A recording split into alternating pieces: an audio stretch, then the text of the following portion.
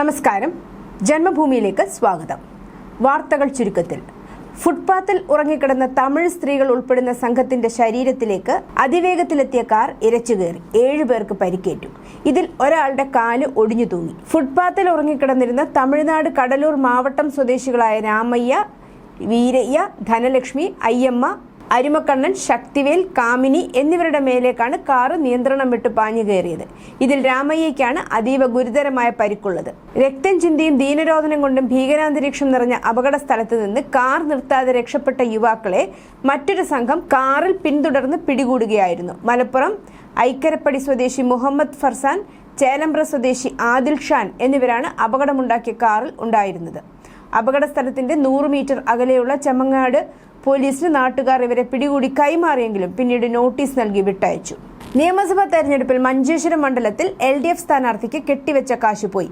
ആകെ പോൾ ചെയ്ത സാധുവായ വോട്ടുകളുടെ 1/6 കൂടുതൽ ലഭിച്ചില്ലെങ്കിൽ ആണ് സ്ഥാനാർത്ഥിക്ക് കെട്ടിവെച്ച കാശ് നഷ്ടമാവുക. അതായത് ഏകദേശം 16.67% വോട്ട് ലഭിച്ചില്ലെങ്കിൽ മഞ്ചേശ്വരത്ത് LDF സ്ഥാനാർത്ഥി CPM ജില്ലാ സെക്രട്ടേറിയറ്റ് അംഗം KR ജയാനന്ദയ്ക്ക് 21,212 വോട്ടാണ് കിട്ടിയത്. അതായത് 11.29% മാത്രം.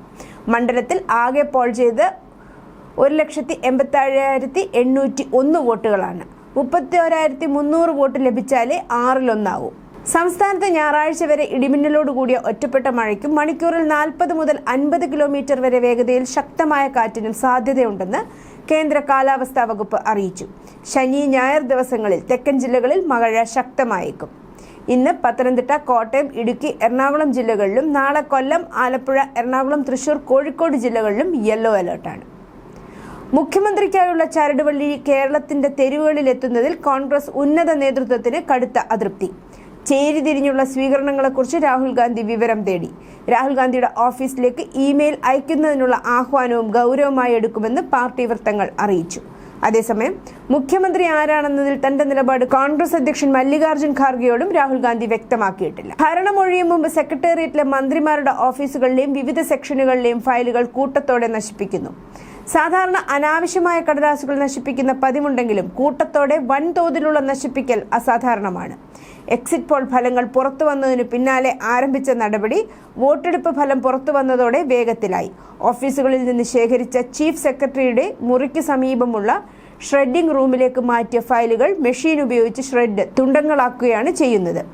ഇത് ഇന്ന് പൂർത്തിയാകും. മന്ത്രിമാരും പേഴ്സണൽ സ്റ്റാഫും നടത്തിയ കത്തിടപാടുകൾ വിശദാംശങ്ങൾ പുറത്താകാതിരിക്കാൻ ഈ ഓഫീസ് സംവിധാനം ഒഴിവാക്കി നടത്തിയ കടലാസ് ഫയൽ നീക്കങ്ങൾ, കുറിപ്പുകൾ, അനുബന്ധ രേഖകൾ, ഒഴിവാക്കിയ കടലാസുകൾ തുടങ്ങിയവയാണ് നശിപ്പിക്കുന്നത്. തവന്നൂർ മണ്ഡലത്തിൽ മുസ്ലിം ലീഗ് സ്ഥാനാർത്ഥി VS ജോയിയുടെ വിജയത്തിനു പിന്നാലെ മുസ്ലിം ലീഗ് SDPI പ്രവർത്തകർ നടത്തിയ ആഹ്ലാദ പ്രകടനത്തിൽ പോലീസ് കേസ്. VS ജോയിയുടെ എതിർ സ്ഥാനാർത്ഥിയായ KT ജലീലിന്റെ ചിത്രം ആടിന്റെ കഴുത്തിൽ കെട്ടിത്തൂക്കി നഗരമധ്യത്തിൽ വെച്ച് തലയറുത്താണ് ലീഗ് പ്രവർത്തകർ വിജയം ആഘോഷിച്ചത്. രക്തമൊലിക്കുന്ന ആടിന്റെ തലയുമായി പരസ്യമായി റോഡിൽ പ്രകടനം നടത്തുന്ന ദൃശ്യങ്ങൾ സോഷ്യൽ മീഡിയയിൽ പ്രചരിച്ചതോടെ വലിയ രീതിയിലുള്ള പ്രതിഷേധമാണ് ഉയർന്നത്. ഇതോടെ തെരഞ്ഞെടുപ്പ് വിജയാഹ്ലാദത്തിന്റെ മറവിൽ ആടിന്റെ തലയറുത്ത് പ്രദർശിപ്പിച്ച മുസ്ലിം ലീഗ് പ്രവർത്തകർക്കെതിരെ തിരൂർ പോലീസ് കേസെടുത്തു. CPM-ൽ ഫ്ലെക്സ് വിവാദം. മുൻ കണ്ണൂർ ജില്ലാ സെക്രട്ടറി P ജയരാജന് വേണ്ടിയാണ് ഫ്ലെക്സ് ബോർഡ് പ്രത്യക്ഷപ്പെട്ടത്. മുൻ മുഖ്യമന്ത്രി പിണറായി വിജയന്റെ മണ്ഡലമായ ധർമ്മടത്താണ് ഫ്ലെക്സ് ബോർഡ് സ്ഥാപിച്ചത്. ധർമ്മടം നിയോജക മണ്ഡലത്തിലെ കടമ്പൂർ ആടൂരിലാണ് P ജയരാജന് അനുകൂലമായ ബോർഡ് സ്ഥാപിച്ചത്. P ജയരാജനെ വിളിക്കൂ, പാർട്ടിയെ രക്ഷിക്കൂ എന്ന് ബോർഡിൽ എഴുതിയിട്ടുണ്ട്. ചേർത്തലയിൽ ജഡ്ജിക്ക് പാമ്പുകടിയേറ്റു. മുൻസിഫ് മജിസ്ട്രേറ്റിനാണ് പാമ്പുകടിയേറ്റത്. കോടതിക്ക് സമീപമുള്ള ക്വാർട്ടേഴ്സിൽ വെച്ച് ചൊവ്വാഴ്ച രാത്രിയാണ് കടിയേറ്റത്. Magistrate Robin റോഡ്രിഗ്രസിനാണ് പാമ്പുകടിയേറ്റത്. ഉടൻ തന്നെ പ്രാഥമിക ചികിത്സ നൽകിയ ശേഷം ജനറൽ ആശുപത്രിയിലേക്ക് മാറ്റി. അദ്ദേഹം അപകടനില തരണം ചെയ്തതായാണ് വിവരം. വേനൽ അവധിക്കാലത്ത് തിരുവനന്തപുരം മുതൽ വേളാങ്കണ്ണി വരെ പ്രത്യേക ട്രെയിൻ സർവീസ് നടത്തുമെന്ന് ദക്ഷിണ റെയിൽവേ അറിയിച്ചു. ഇത് സംബന്ധിച്ച് ദക്ഷിണ റെയിൽവേ പത്രക്കുറിപ്പ് പുറത്തിറക്കി. തിരുവനന്തപുരം നോർത്തിൽ നിന്ന് വേളാങ്കണ്ണിയിലേക്കുള്ള അവധിക്കാല സ്പെഷ്യൽ ട്രെയിൻ 13-ന് സർവീസ് ആരംഭിക്കും. മെയ് മാസം മുഴുവൻ സർവീസ് നടത്തും. പ്രത്യേക ട്രെയിൻ നമ്പർ 06031 13, 20, 27 തീയതികളിൽ രാവിലെ 11 മണിക്ക് തിരുവനന്തപുരം നോർത്ത് റെയിൽവേ സ്റ്റേഷനിൽ നിന്ന് പുറപ്പെട്ട് അടുത്ത ദിവസം പുലർച്ചെ 3 മണിക്ക് വേളാങ്കണ്ണിയിൽ എത്തിച്ചേരും. ഇടുക്കി പൂപ്പാറയിൽ പന്നിയാർപ്പുഴ കയ്യേറി നിർമ്മിച്ച ചില കെട്ടിടങ്ങൾ ഉടമകൾ പൊളിച്ചു തുടങ്ങി. 88 കെട്ടിടങ്ങൾക്കാണ് പൊളിച്ചു നീക്കേണ്ടത്. ഇതിൽ 56 കെട്ടിടങ്ങൾ ഉടമകൾ പൊളിച്ചു നീക്കും. ബാക്കിയുള്ളവ റവന്യൂ വകുപ്പ് പൊളിച്ചു നീക്കും. സംഘർഷ സാധ്യത കണക്കിലെടുത്ത് സ്ഥലത്ത് പോലീസ് സന്നാഹം ഏർപ്പെടുത്തിയിട്ടുണ്ട്. ശാന്തൻപാറ പോലീസ് സ്റ്റേഷൻ പരിധിയിൽ നിരോധനാജ്ഞ പ്രഖ്യാപിച്ചു. സുപ്രീം കോടതിയുടെയും ഹൈക്കോടതി ഉത്തരവിന്റെയും തുടർന്നാണ് നടപടി. പാലക്കാട്ട് CPIM-ൽ പൊട്ടിത്തെറി. പാലക്കാട് ഏരിയ കമ്മിറ്റി അംഗവും പാലക്കാട് നഗരസഭാ കൗൺസിലറുമായ അബ്ദുൾ ഷുക്കൂർ പാർട്ടിയിൽ നിന്ന് രാജിവെച്ചു. ജില്ലാ സെക്രട്ടറി EN സുരേഷ് ബാബുവുമായി ഏരിയ കമ്മിറ്റി യോഗത്തിലുണ്ടായ തർക്കത്തിന് പിന്നാലെയാണ് രാജി. സ്വതന്ത്രനായി മുന്നോട്ടു പോകുമെന്ന് ഫേസ്ബുക്ക് പോസ്റ്റിൽ വ്യക്തമാക്കി. അതേസമയം അബ്ദുൾ ഷുക്കൂറിന്റെ രാജിക്ക് പിന്നാലെ ഫേസ്ബുക്ക് പോസ്റ്റുമായി നിരവധി BJP നേതാക്കൾ രംഗത്തെത്തി. ആദ്യ വിക്കറ്റ് വീണു എന്നാണ് BJPയുടെ പ്രതികരണം. പത്തനംതിട്ട റാന്നി കിഴക്കൂരിൽ യുവതിയെ വെട്ടിക്കൊലപ്പെടുത്തിയ പ്രതിക്ക് 25 വർഷം കഠിന തടവും 3.5 ലക്ഷം രൂപ പിഴയും വിധിച്ചു.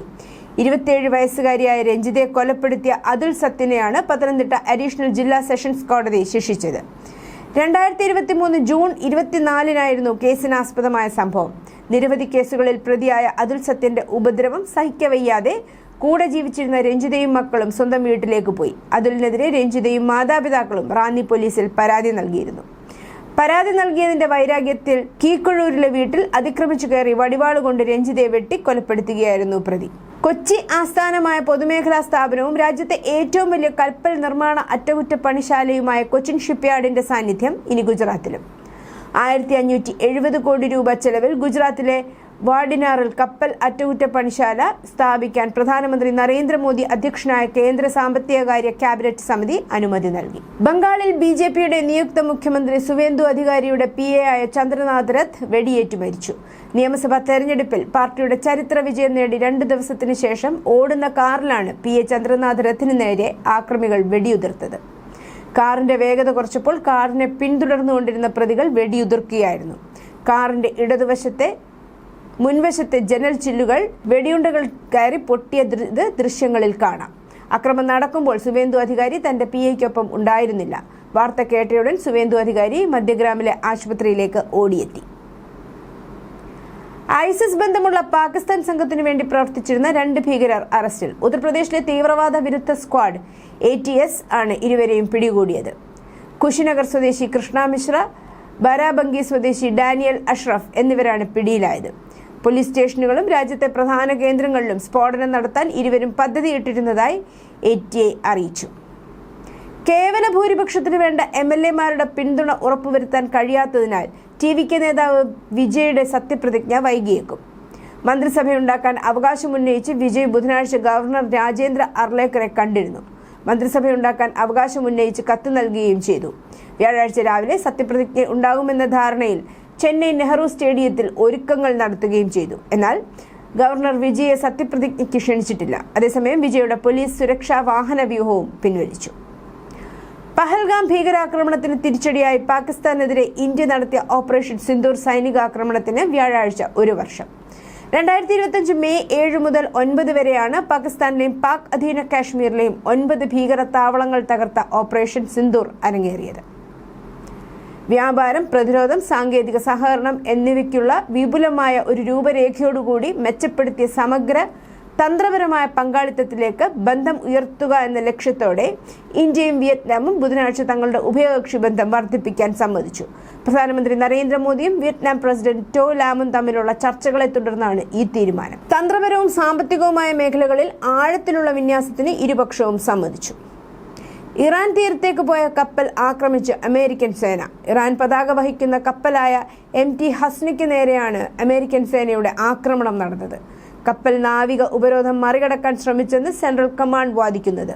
ഓയിൽ ടാങ്കർ കപ്പലായ MT ഹസ്ന ഗൾഫ് ഓഫ് ഒമാനിൽ വെച്ച് US ഉപരോധം മറികടന്ന് ഇറാൻ തുറമുഖത്തേക്ക് എത്താൻ ശ്രമിച്ചുവെന്നാണ് ആരോപണം.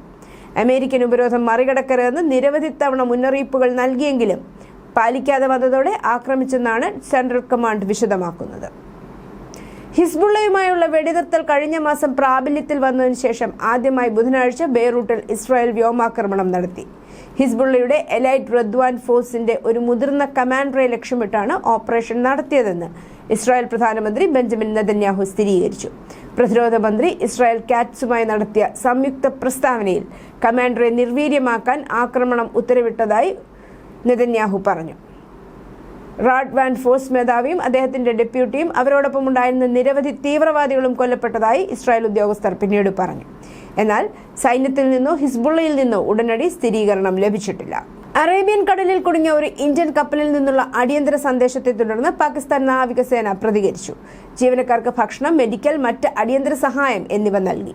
ഒമാനിൽ നിന്ന് ഇന്ത്യയിലേക്കുള്ള യാത്രാമധ്യേ MV ഗൗതം എന്ന് പേരിട്ടിരിക്കുന്ന കപ്പലിന് ഗുരുതരമായ സാങ്കേതിക തകരാർ സംഭവിച്ചതായും തുടർന്ന് കടലിൽ കുടുങ്ങി മുംബൈയിലെ maritime rescue and coordination centre ഇസ്ലാമാബാദിലെ അധികാരികളുമായി ബന്ധപ്പെടുകയും സഹായം അഭ്യർത്ഥിക്കുകയും ചെയ്തതിനെ തുടർന്ന് 6 ഇന്ത്യക്കാർക്കും ഒരു ഇന്തോനേഷ്യക്കാരനുമായുള്ള ജീവനക്കാർക്കായി പാകിസ്ഥാൻ നാവികസേന രക്ഷാപ്രവർത്തനം ആരംഭിച്ചത്. അഭ്യർത്ഥന മാനിച്ച് പാകിസ്ഥാൻ നാവികസേന രക്ഷാപ്രവർത്തനങ്ങൾക്കായി PMSS കാശ്മീർ എന്ന കപ്പൽ വിന്യസിച്ചു. News desk, Janmabhumi.